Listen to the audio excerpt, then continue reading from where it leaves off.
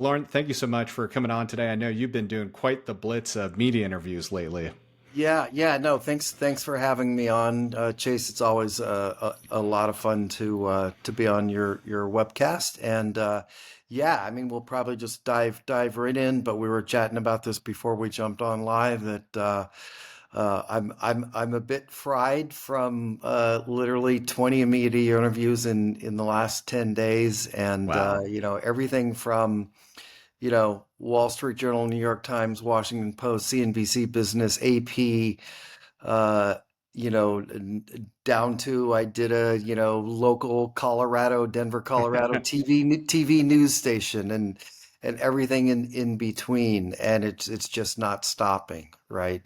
So there's just, before we went live, so there was some breaking news, which we'll talk about, I'm sure. But yeah, it's just it's for me, it's second only to when Tesla laid off the 500 person supercharger team as to the number of media requests and interviews I've done.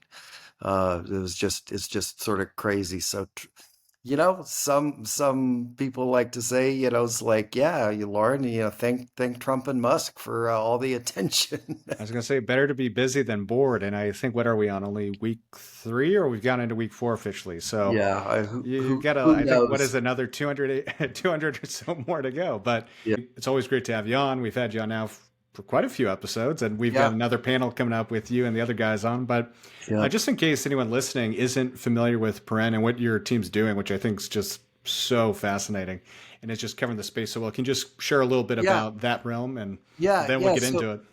So Paren is a San Francisco-based startup.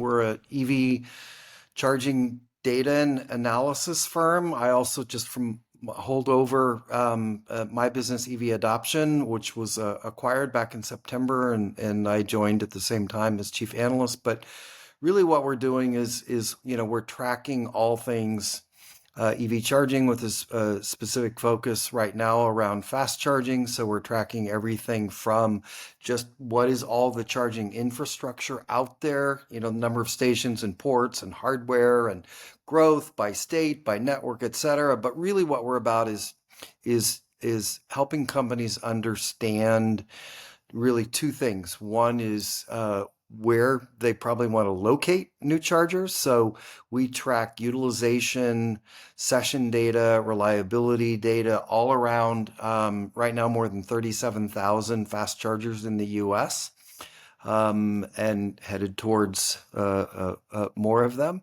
but and Canada soon. And then secondly, we have a lot of customers, everything from the charging networks and CPOs to the automakers and investors and other companies to help them understand kind of the competitive benchmark stuff. So think about your charging network, and you've got a location in downtown Atlanta or whatever it is, and you want to understand, like, are we underperforming? Are we, basically doing as well as, the neighboring EV charging networks, or we're outperforming them? And so, that's really sort of A little our competitive core. intelligence too. Yeah, help them understand is like, oh, do we have an 18% utilization rate at our station, and a mile away competitor has a 24%. Like, what are we doing wrong? Like, helping them understand that.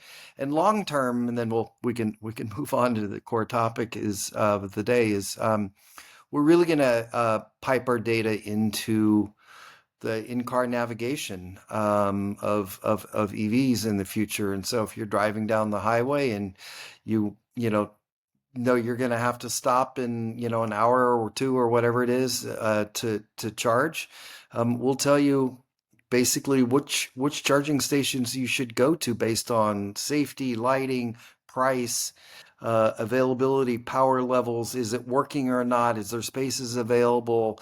And is there a Chipotle next to it versus a McDonald's in the other one? And not to pick on any quick service restaurants, but maybe you prefer Chipotle over McDonald's. And the combination of all those factors tells you to go to charging station A instead of charging station C. So that's the long-term vision, and we're getting a lot of traction towards that and a lot of excitement and interest. But right now we're just more of kind of a B2B data, company providing all this kind of data to companies in the industry.